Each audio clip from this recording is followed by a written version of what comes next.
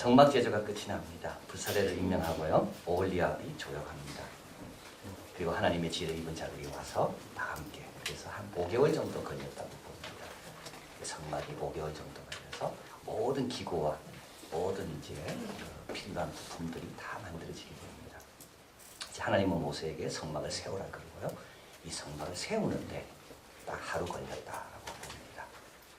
출애굽한 지 1년 1개월, 그때 이제 성막이 딱 세워지게 됩니다. 우리 하나님께서 구름 가운데 영광 가운데 임하시게 되는데요. 마치 하나님께서 성막이 완성되고 세워지기를 기다렸다는 듯이 하나님은 성막이 딱 세워지지 않고 바로 조금 더 틈을 두지 않고 하나님이 임하십니다. 그리고 출애굽기는 끝납니다. 왜냐하면 이것이 출애굽기의 이상이기 때문에, 목표이기 때문에 하나님이 우리와 동행하시는 것. 하나님을 만나러 시내산으로 가는 게 아니라 하나님을 모세만 만나는 게 아니라 하나님의 이스라엘 백성들 한가운데 거하시면서 언제든지 하나님과 사귀고 교제할 수 있는 그 거리에 하나님이 임하시는 것. 그래서 나는 너희 하나님인데 너희는 내 백성이 되고 내가 너희 가운데 거하는 것. 그래서 출애굽기 시작할 때는요, 백성들이 하나님께 울부짖었습니다. 너무 고난이 심해서. 그러나 지금은 완전히 바뀌었습니다. 하나님 옆에 동행하는 특별하고 택함받은 백성으로 영광스럽게 하나님과 동행하는 자가 된 겁니다. 오늘 본문에서 우리 하나님은 기쁘시게 그 성막 가운데 임하시는 것을 보게 됩니다. 성막이 완성됐고 우리 하나님은 기쁘시게, 그래서 6일 동안 창조하시고 난 다음에 보시는 심히 기뻤더라 말씀처럼 오늘도 성막을 보실 때마다 하나님은 너무 기뻐하시는 것을 보게 됩니다. 성막의 완성이 하나님의 기쁨이 된 겁니다. 왜 그럴까요? 성막을 어떻게 만들었길래 그 완성이 하나님의 기쁨이 될까요? 이제 오늘 본문들 잘 말씀해 줍니다. 첫째는 하나님 말씀하신 대로 지었기 때문에 기쁘신 겁니다. 끝났다고 다 기쁜 게 아니에요. 끝나고 나면 더 화나는 경우 많아요. 그렇죠? 시키는 대로 안 해놓고 끝나면요, 볼 때마다 더 화납니다. 그러나 하나님이 지시한 대로 다 됐기 때문에 볼 때마다 기쁜 거예요. 오늘 본문에 보면 반복하는 단어만 말씀이 있죠. 여호와께서 모세에게 명하신 대로 되니라. 명하신 대로 되니라. 하나님이 이렇게 지으라면 이렇게 지은 겁니다. 이해가 안 되고 납득이 안 돼요. 그래도 그렇게 지으라면 지은 거예요.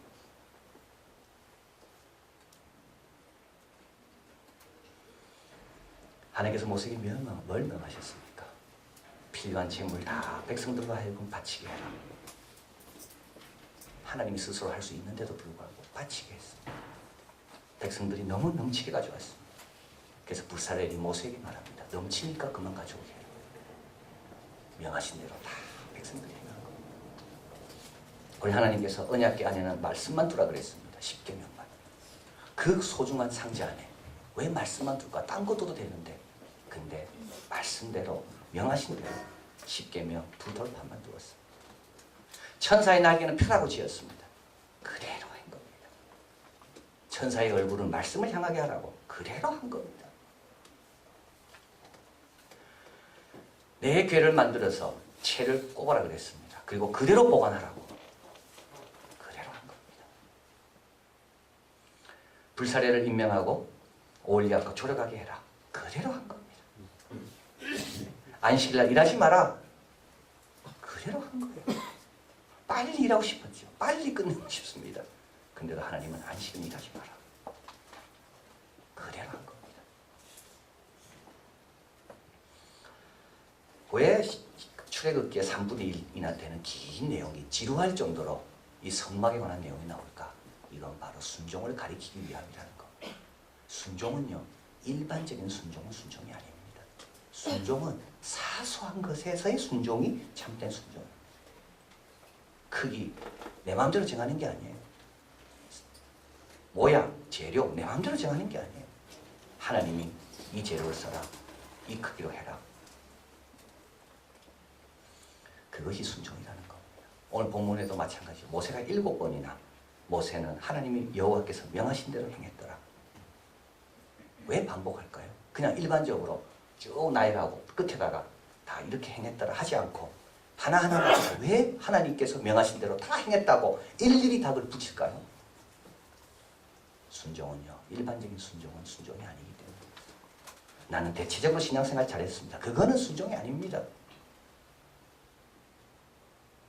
하나님께서 하라고 하신 구체적인 하나하나들. 모세의 일꾼들은 잘 들었습니다. 그래서 여러분 잘 들어야 되는 겁니다. 기억했습니다. 그리고 그대로 행했습니다.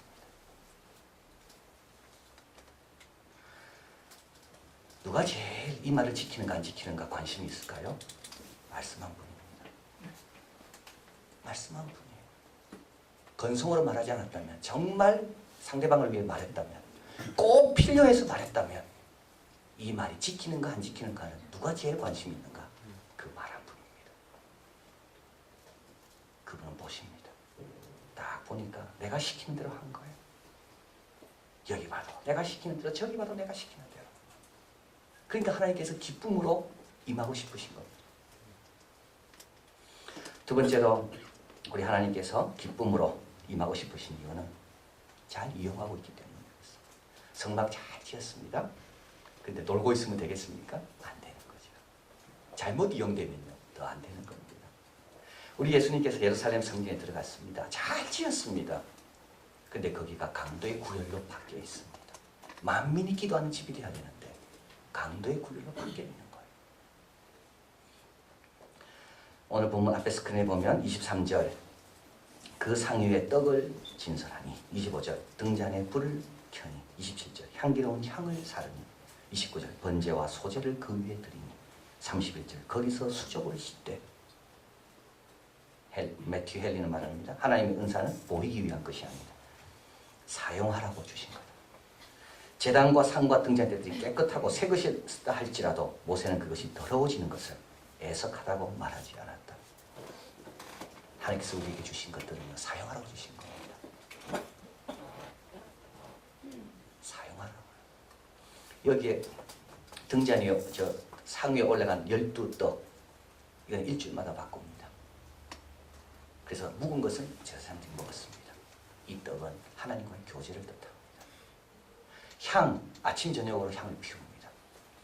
등대에 있는 이제 불은 항상 밝혀져야 되거든요. 그래서 성막 안은 깜깜했습니다. 유독 그 안을 비추는 것은 딱 하나, 7 등대, 7 초가 있는데 아침 저녁으로 그게 꺼뜨리지 않도록 하기 위해서 제사장이 들어가서 불을 관리했습니다. 이때마다 향을 피웠습니다. 이 향은 성도의 기도. 제사장들이 제사를 드릴 때마다 손과 발을 씻었습니다. 고백. 하나님은 이런 것들을 우리가 잘 활용하기 원하시는 겁니다. 토르 고타스가 적은 러닝 한 편의 세계사, 이런 내용이 나옵니다. 1960년 올림픽에서 800m와 5000m 경기에 뉴질랜드 선수들이 금메달을 땄습니다. 이때 그 지도한 코치 이름은 아서 리디아드입니다. 아서 리디아드가 이걸로 인하여 유명하게 되고요. 라이온스 클럽에서 연수를 하게 되고, 달리기가 왜 중요한지에 대해서 이 연수를 들은 3명의 은퇴한 사업가가 아서 리디아드에게 찾아옵니다. 이들은 다 심장병을 앓고 있었습니다. 그 중에 한 명이 질문합니다. 우리도 달리기를 통하여 심장병을 고칠 수 있겠습니까? 아서 리디아드가 말합니다. 내가 하는 한 가지 확실한 것이 있는데, 몸의 근육은 쓰면 쓸수록 좋아진다는 거예요. 당시 의사들은 심장병 환자는 뛰면 안 된다고 생각했습니다. 심장병 환자는 가만히 있어야 된다고. 근데 아서 리디아드는 아닌 것 같아요. 몸의 근육은 쓰면 쓸수록 좋아지도록 되어 있다는 것을 그는 확신한 겁니다. 그래서 이 전신주에서 저 전신주까지 뛰게 시켰습니다. 그 다음에 좀 더 먼 거리, 좀 더 먼 거리. 이 3명의 은퇴한 사업가들의 얼굴이 달라지기 시작했어요. 친구들이 와서 물었어요. 비결이 뭐냐고. 뛰는 거다, 달리는 거다. 소문이 나기 시작했습니다. 그래서 오클랜드에 있는 한 공원에서 뛰기를 좋아하는 사람들끼리 모였습니다. 그리고 이들은 뛰기 시작했습니다. 이를 뭐라 불렀는가 하면 조깅이라고 불렀다는 거예요. 그 전만 해도 뛰는 건 선수만 뛰었습니다. 기록을 위해서 뛰는 거죠. 그러나 건강을 위해서 뛰는 겁니다. 선수와 전혀 다른 모습으로 뛰는 겁니다. 뚱뚱한 사람도 뛰고, 여성도 뛰고, 아이도 뛰고, 노인도 뛰고. 옛날에는 뛰는 것은 기록과 우승만 위해서 뛰었는데, 그래서 오클랜드에서 조깅이 시작된 거예요. 핍박을 많이 받았답니다. 왜냐하면 주로 밤에 뛸 때요. 낮에는 일해야 되기 때문에. 근데 밤에 뛰는 사람만 누구만 뛸까요? 도둑만 뛰는 겁니다. 그래서 경찰에 신문도 받고 운전하는 사람들이 무시도 하고 멸시도 하고 깡통도 던지고. 근데 오레건주에 있는 대학의 육상 코치인 빌 바우맨이 미국에서 뉴질랜드에 방문하게 됩니다. 아스리 리디아드에게 어떻게 하면 잘 뛸 수 있는가를 배우러 왔다가 이 조깅을 봅니다. 그리고는 돌아가서 미국의 조깅의 붐을 일으키게 됩니다. 그 육상팀에 자기 제자 중에 한 명이 있었는데요. 필립 나이트입니다. 이 필립 나이트는 육상팀에 들어왔지만 한 번도 우승한 적이 없어요. 그런데 이 코치가 뉴질랜드에서 보고 와서 러닝, 조깅의 붐을 일으키면서 이 아이에게 제안합니다. 러닝화를 만들어라. 그래서 만들어진 것이 나이키입니다. 나이키는 이때까지 만들어진 회사가 한데 처음으로 회사의 좋은 직원은 금연해야 되는 원칙을 세웠고, 그리고 나이키에 근무하려면 반드시 뛰는 것을 좋아해야 되는 그런 회사가 되었답니다. 이 책의 마지막 부분에서 저자는 이렇게 말합니다. 생물학자들은 우리가 달리기를 시작했을 때 비록 인간이 되었다고 생각합니다. 중요한 말이죠. 성도들은 비로소 기도하기 시작할 때 성도가 되는 겁니다. 회막은 거기에서 향이 사르기 시작할 때 회막이 되는 겁니다. 성도들은 하나님 말씀을 연구하고 묵상하고 그 말씀을 사모하고 증거할 때 비로소 성도가 되는 겁니다. 그는 말합니다. 아마도 인간으로 계속 살기 위해서 우리는 엄청나게 걷고 달려야 했을 것이다. 그래서 우리는 육체적으로나 정신적으로나 어느 한 곳에 주저앉아 있다가 기계로 운반될 수밖에 없는 게으른 피조물이 되어서는 안 된다. 이 책은 사도 바울에서 이야기합니다. 사도 바울도 달리기를 좋아했다는 것. 나의 달려갈 길을 다 달리고 걷지 않았습니다. 달렸지요. 운동장에서 다름질하는 자마다 다 상 얻는 것이 아니다. 사도 바울도 달리기를 유심히 봤다는 거예요. 이 책 초반에 이 내용이 나옵니다. 15세의 한 소녀가 약혼했는데 임신하게 됐습니다. 그래서 이 소녀는 큰 잘못을 저지른 것이 발각된 거죠. 그래서 사형을 이제는 받게 된 겁니다. 그런데 이 소녀가 평소 착하고 또 그 소녀의 미래를 생각해서 너무 안 돼가지고 제후에게 부탁을 했습니다. 감청을 한 겁니다. 제후는 여기 있고 사형 집행장은 저 멀리 있어요. 그래서 제후가 그 말을 듣고 용서하기로, 그래서 사면하기로. 그런데 사형 집행 시간은 다가오고 있고 그 소식을 듣고 그 소식을 갖고 한 전령이 목숨을 다해 달려갑니다. 그리고 그 소녀는 살아나게 되고요. 그 전령은 너무 열심히 달려가지고 심장에 무리가 돼서 거기서 죽습니다. 저는 이 이야기를 읽으면서요. 여러분이 잘 달리면요. 남에게 유익이 된다는 겁니다. 나를 위해 달리는 것뿐만 아니라 내가 잘 달리면 남에게 큰 혜택을 준다는 겁니다. 내가 기도를 열심히 깊게 잘하면요. 남을 위해서 기도할 수 있는 종으로 쓰임받는다는 거예요. 내가 하나님 말씀을 잘 묵상하고 깊게 깨닫고 있으면 누군가 조언을 구할 때 그 말씀으로 도와줄 수 있다는 겁니다. 내가 게으르면 나도 죽지만 내 옆에 있는 사람도 도울 수가 없다는 겁니다. 훌륭한 의사가 되려면 밤낮 그 치료 방법을 연구해야 되는 것처럼 게으른 의사가 되면 심한 병에 걸리는 환자는 그 의사 앞에 가면 다 죽는 겁니다.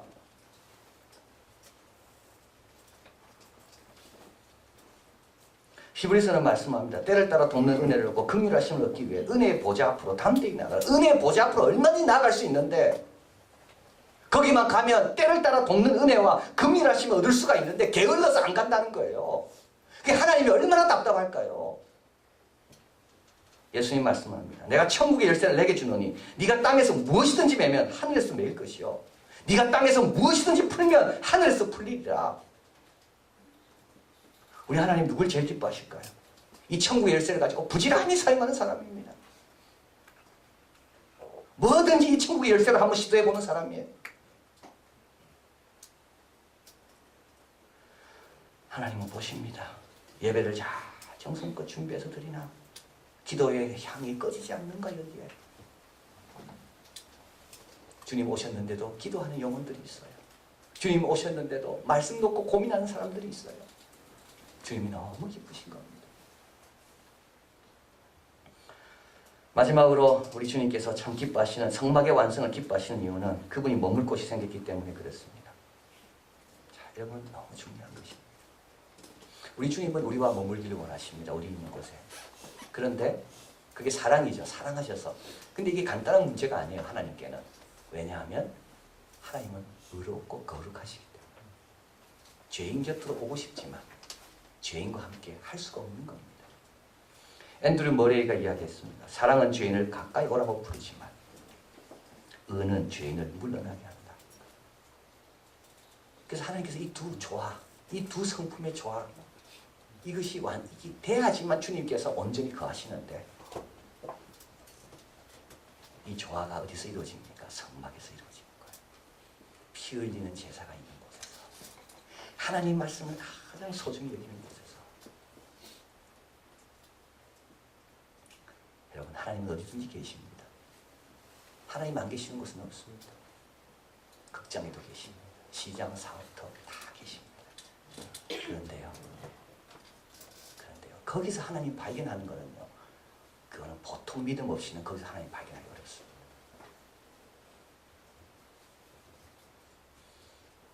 거기 하나님 계셔요. 그러나 거기서 하나님 발견하기는 정말 믿음이 깊지 않으면, 영성이 정말 강하지 않으면 어렵습니다. 그래서 우리가 하나님 발견하라고 극장 가라고 말할 수가 없어요. 너 하나님 발견하라고 직장 가라고 말할 수가 없는 거예요. 왜냐하면 하나님 계시지만 거기에는 온갖 안 좋은 것들이 다 섞여 있기 때문에 거기서 하나님 발견하기는 참 어려운 겁니다. 그래서 하나님께서 하나님을 쉽게 발견하고 하나님의 임재를 언제나 경험할 수 있는 한 장소가 필요한데, 하나님의 성품과도 맞고 그곳에 가면 언제든지 순수하게 하나님만 경험할 수 있는 한 장소, 그게 바로 성막인 겁니다. 오늘 본문에 한번 38절 같이 한번 읽어보겠습니다. 낮에는 여호와의 구름이 성막 위에 있고 밤에는 불이 그 구름 가운데 있음을 이스라엘 온 족속이 그 모든 행하는 길에서 친히 보았더라. 그래서 하나님께서 성막 위에 구름으로 임하시는 겁니다. 이 구름은요, 특별한 구름입니다. 빛이 나도 해가 떠도 구름은 사라지지 않는 구름입니다. 이 구름은 움직이는 구름입니다.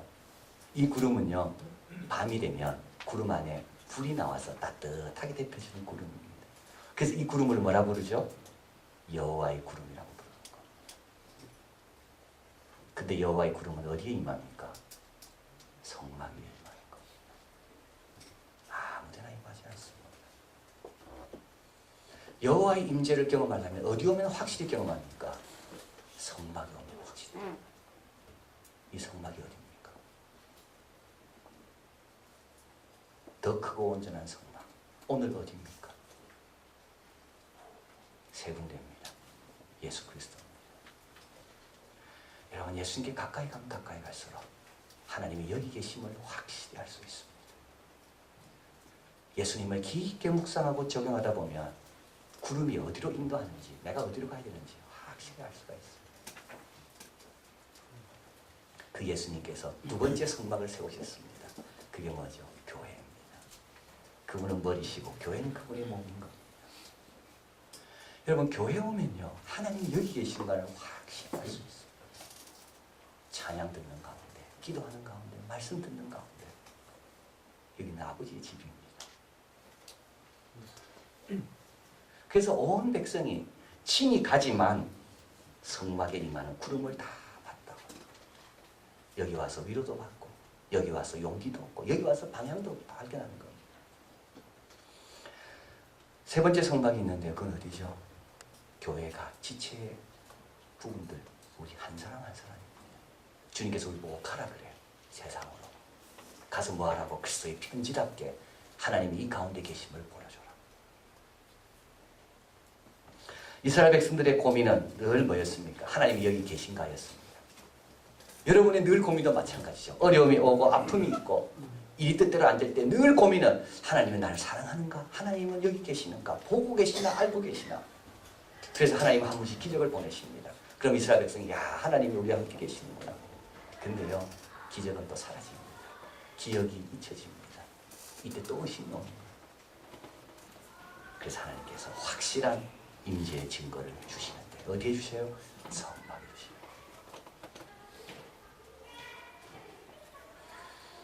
자, 그래서 우리도 성막 위에 있는 여호와의 구름을 봐야 돼요. 광야의 길을 성막 위에 오늘도 임하시고 자리를 잡으시는 하나님의 임재 증거들, 예수님을 묵상하고 주님의 성막인 교회 와서 말씀을 듣는 거예요. 그리고 또 우리가 하나님이 거하는 복된 집이 되기 위해서 작은 것도 순종하고 경건에 늘 힘쓰는 겁니다. 그러면 위에서 하나님께서 보시고 얼마나 기뻐하시면서 우리를 통하여 하나님의 영광이 드러나는 크고 온전한 성막으로 우리를 사용하신다. 이렇게 쓰임받는 우리 교회가 되고 여러분 각자가 되기를 진심으로 바랍니다. 기도하겠습니다. 사랑하는 하나님 감사합니다.